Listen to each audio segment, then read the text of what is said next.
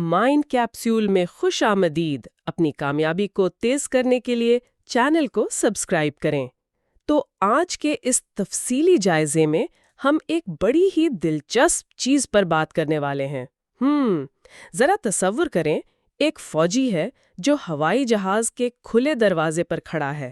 بالکل، اور نیچے ہزاروں فٹ کی گہرائی۔ ہاں، ہزاروں فٹ کی گہرائی، اور وہ کانوں کو چیر دینے والی ہوا کا شور۔ بس اسے چھلانگ لگانے کا سگنل ملنے ہی والا ہے۔ اب حیرت کی بات یہ ہے کہ اس فوجی کو چھلانگ لگانے کے اصل لمحے سے اتنا خوف نہیں آتا جتنا اس دروازے پر کھڑے ہو کر انتظار کرنے کے وقت سے آتا ہے۔ کیونکہ انتظار کا وہ ایک ایک سیکنڈ دماغ میں نئے اندیشے اور خوف پیدا کر رہا ہوتا ہے نا۔ بالکل صحیح کہا آپ نے۔ لیکن جیسے ہی وہ چھلانگ لگا دیتا ہے تو وہ خوف غائب ہو جاتا ہے اور اس کی جگہ مکمل توجہ لے لیتی ہے۔ تو آج کے اس تفصیلی جائزے کا مشن یہی ہے کہ ہم اس نفسیاتی کیفیت کو سمجھیں۔ ہم ڈیوڈ جے شوارٹز کی جو مشہور کتاب ہے دی میجک آف تھنکنگ بگ، اس کے آخری اور سب سے عملی حصے کو کھنگالیں گے۔ یہ اس کتاب کا حصہ نمبر 6 ہے۔ اور میرا خیال ہے یہ سب سے اہم حصہ بھی ہے کیونکہ یہ عملی ہے۔ ہاں بالکل، کیونکہ ہم بڑے خیالات کو محض خیالی پلاؤ پکانے سے نکال کر ٹھوس حقیقت میں بدلنے پر بات کریں گے۔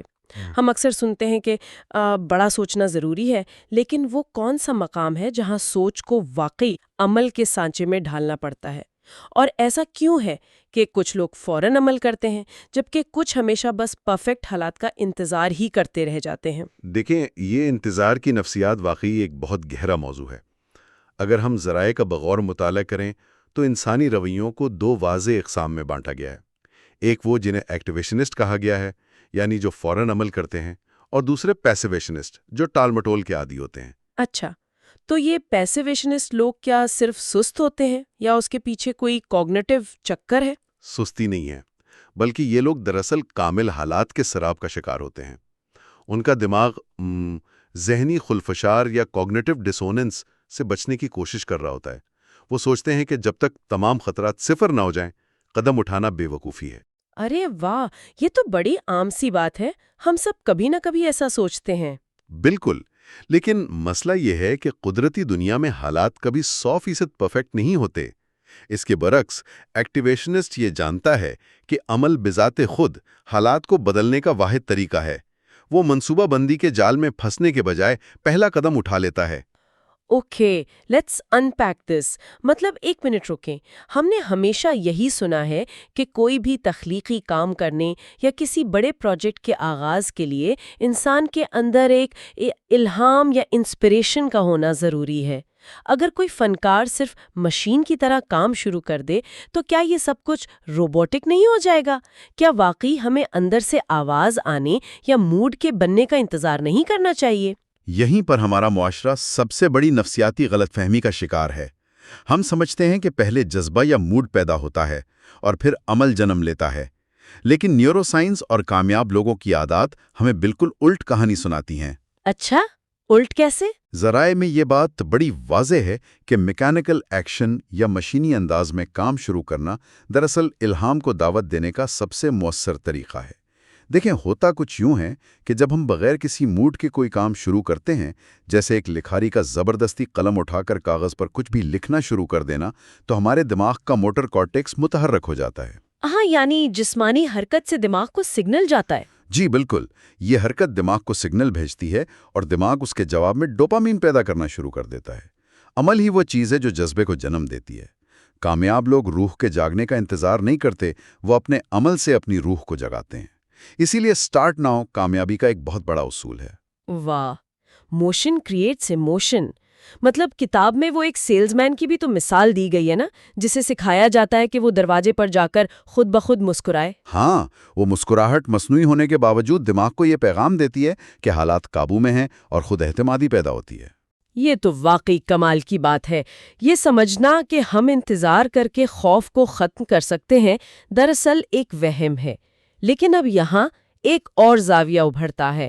جب کوئی شخص اپنے خوف کو نظر انداز کر کے فوراً عمل کے میدان میں کود پڑتا ہے تو اسے لامحالہ ناکامیوں کا بھی سامنا کرنا پڑتا ہے۔ بالکل، رگڑ تو پیدا ہوگی۔ ہاں، تو جب عمل کے نتیجے میں ٹھوکر لگتی ہے تو اس وقت ہماری نفسیات کو کیسا ہونا چاہیے؟ ایسا کیا کیا جائے کہ یہ ناکامی ہمارے عمل کے انجن کو بند نہ کرے؟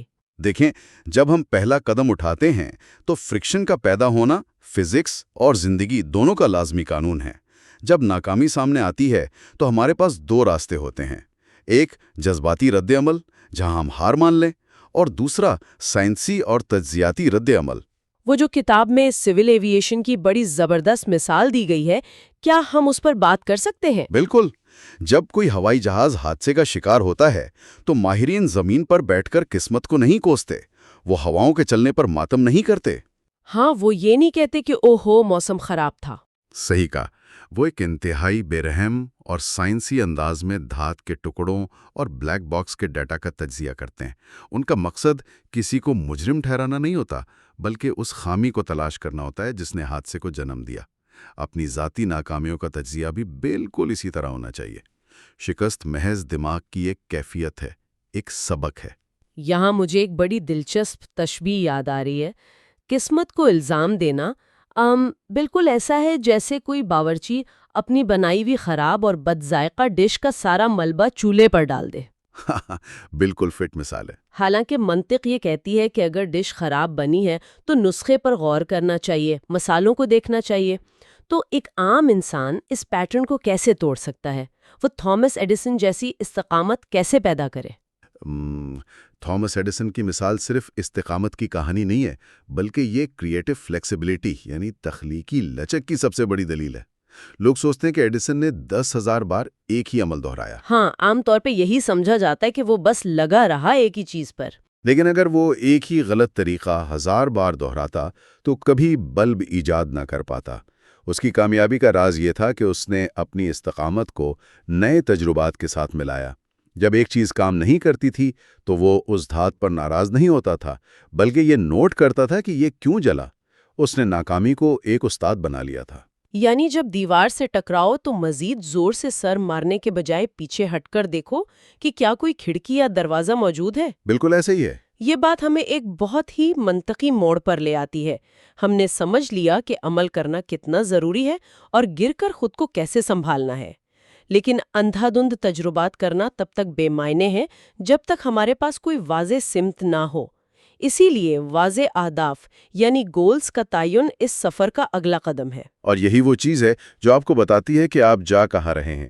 ذرائع بتاتے ہیں کہ ایک خواب دراصل ایک ایسا خواب ہے جس پر عمل کیا جا رہا ہو۔ اور کتاب میں تو کم از کم 10 سالہ منصوبہ بندی پر بڑا زور دیا گیا ہے۔ لیکن سچ پوچھیں تو اتنا طویل سفر اور اتنا بڑا ہدف تو انسان کو خوفزدہ کر دیتا ہے۔ کیا ایسا نہیں ہے؟ میں تو خود گھبرا جاؤں۔ یہ ایک بہت فطری خوف ہے۔ 10 سال کا تصور واقعی انسانی ذہن کو بوجھل کر سکتا ہے۔ اسی لیے کتاب اس سفر کو کوگنیٹو چنکنگ کے ذریعے چھوٹے اور قابل ہضم حصوں میں بانٹنے کی بات کرتی ہے۔ ذرائع میں ایک انتہائی دل فریب کہانی ہے ایرک سیویرائٹ کی۔ وہ جو جنگ عظیم میں برما کے جنگل میں پھنس گئے تھے۔ جی ہاں، انہیں اپنے جہاز سے پیراشوٹ کے ذریعے خطرناک جنگل میں چھلانگ لگانی پڑی۔ ان کے سامنے میلوں پر محیط جنگل تھا جسے پار کر کے انڈیا تک پہنچنا ناممکن معلوم ہوتا تھا۔ اگر وہ پورے سفر کی تولالیت کے بارے میں سوچتے تو ان کا دماغ اوورلوڈ ہو کر وہیں ہار مان لیتا۔ تو انہوں نے اپنے دماغ کو پورے سفر کی الجھن میں پڑنے ہی نہیں دیا۔ بالکل، انہوں نے بچاؤ کا ایک انوکھا اصول اپنایا، اگلے میل کا اصول۔ انہوں نے خود سے کہا کہ ہمیں انڈیا تک نہیں پہنچنا، ہمیں صرف اگلی پہاڑی کے سرے تک پہنچنا ہے۔ ارے واہ! اور جب وہ وہاں پہنچ گئے تو ان کا نیا ہدف صرف اگلے گاؤں یا ندی تک پہنچنا تھا۔ اس چھوٹے سے ہدف نے ان کے دماغ کو خوف اور پریشانی سے بچائے رکھا۔ یہی اصول ہم اپنی زندگی میں 30 دن کی بہتری کے پلان کے ذریعے لاگو کر سکتے ہیں۔ Here's where it gets really interesting۔ عام طور پر ہم سوچتے ہیں کہ بڑے اہداف انسان کو تھکا دیتے ہیں، لیکن ذرائع بتاتے ہیں کہ اہداف الٹا توانائی فراہم کرتے ہیں۔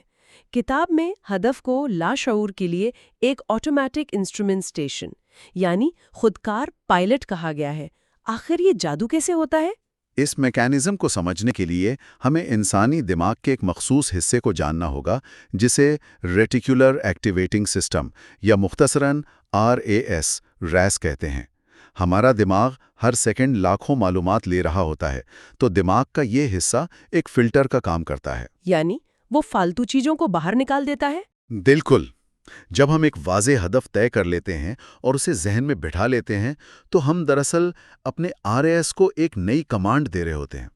لاشعور اسے ایک مشن سمجھ لیتا ہے اور ہمارا دماغ خود بخود ان مواقع اور لوگوں کو پہچاننا شروع کر دیتا ہے جو ہمیں اس ہدف تک لے جا سکتے ہیں.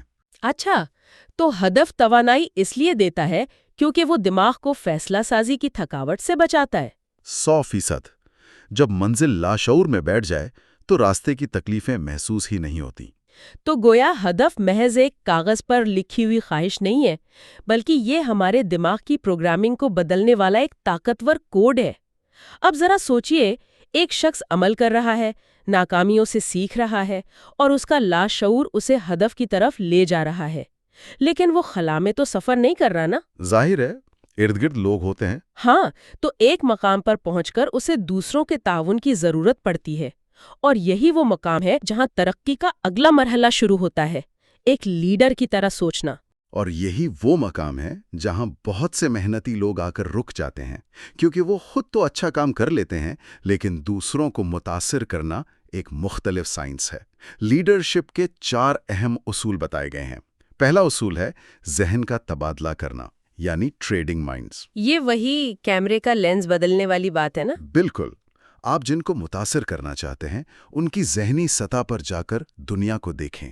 کتاب میں ایک ایڈورٹائزنگ ایگزیکٹو کی مثال ہے. اس نے ایک ایسا الیکٹرک فیوز بنایا جو کبھی خراب نہیں ہوتا تھا. اس نے اسے بہت مہنگا بیچا اور وہ مہم بری طرح ناکام ہو گئی. کیوں؟ کیونکہ خریدار کو تو سستا فیوز چاہیے ہوتا ہے. جی، اس نے خریدار کے ذہن سے نہیں سوچا. لیکن اسی کمپنی نے جب بچوں کے جوتوں کی مارکیٹنگ کی تو انہوں نے سوچا کہ مائیں جوتوں میں مضبوطی تلاش کرتی ہیں اور بچے چمک دیکھتے ہیں. انہوں نے اس زاویے سے مارکیٹنگ کی اور زبردست کامیابی حاصل کی. یہ مثال بتاتی ہے کہ کسی کے ساتھ ذہن کا تبادلہ کرنا ایسا ہے جیسے دنیا کو کسی اور زاویے سے دیکھنا. اور لیڈرشپ کا دوسرا اصول بھی شاید اسی ہمدردی یا ایمپیتھی سے جڑا ہے، یعنی معاملات کو انسانی ہمدردی کے زاویے سے حل کرنا. وہ باب نامی مینیجر کا فارمولا بھی تو ہے نا؟ باب کا ماتحتوں کے تعریف اور تنقید کا 4 نکاتی فارمولا واقعی کمال کا ہے. وہ پہلے ماتحت کے ساتھ تنہائی میں بات شروع کرتا ہے، پھر اس کے اچھے کام کی کھل کر تعریف کرتا ہے، پھر احترام کے ساتھ خامی بتاتا ہے اور آخر میں پھر خوبیوں کا ذکر کر کے حوصلہ بڑھاتا ہے. ہاں، نفسیات میں اسے شاید سینڈوچ میتھڈ کہتے ہیں. بالکل. جب کوئی سیدھا تنقید کرتا ہے تو دماغ دفاعی موڈ میں چلا جاتا ہے. باب کا طریقہ ملازم کو بے عزت محسوس کرانے کے بجائے بہتری کی طرف مائل کرتا ہے. اور اس کے ساتھ تیسرا اصول ہے کہ ہمیشہ ترقی کے لیے سوچنا اور ذمہ داری لینا. اچھا، یہ تینوں اصول تو بہت متحرک لگتے ہیں، لیکن چوتھا اصول جو ہے وہ ہے تنہائی کا انتظام یا مینجڈ سولیٹیوڈ. میں سوچ رہی تھی کہ لیڈرز تو پہلے ہی بہت مصروف ہوتے ہیں، تو روزانہ تنہائی میں بیٹھنا وقت کا ضیاع کیوں نہیں ہے؟ یہ خاموشی ایک لیڈر کے دماغ میں کیا تبدیلی لاتی ہے؟ یہ سوال آج کے اس شورغل والے دور میں بہت اہم ہے. ہم سمجھتے ہیں کہ مصروف رہنا ہی سب کچھ ہے، لیکن نیورو سائنس بتاتی ہے کہ تنہائی بہترین کوگنیٹو سرمایہ کاری ہے. جب ایک لیڈر تنہائی میں بیٹھتا ہے تو اس کا دماغ 2 انتہائی اہم کام کرتا ہے. وہ کون سے؟ پہلا ہے ڈائریکٹڈ تھنکنگ، جس میں وہ شعوری طور پر کسی پیچیدہ مسئلے کی تہوں تک پہنچتا ہے. اور دوسرا ہے انڈائریکٹڈ تھنکنگ. جب ذہن کو آزاد چھوڑ دیا جاتا ہے تو دماغ کا ڈیفالٹ موڈ نیٹ ورک متحرک ہو جاتا ہے. یعنی لاشعور میں پڑی معلومات آپس میں جڑنے لگتی ہیں؟ بالکل. اور اچانک ذہن میں وہ تخلیقی آئیڈیاز ابھر کر آتے ہیں جو شور شرابے میں کبھی پیدا نہیں ہو سکتے تھے. اسی تنہائی سے لیڈر کو وہ ویژن ملتا ہے جو باقیوں کو نظر نہیں آتا. واہ، کیا کمال کا تصور ہے. تو اگر ہم آج کی اس پوری گفتگو کو سمیٹیں تو بڑی کامیابی صرف بڑے خواب دیکھنے کا نام نہیں ہے.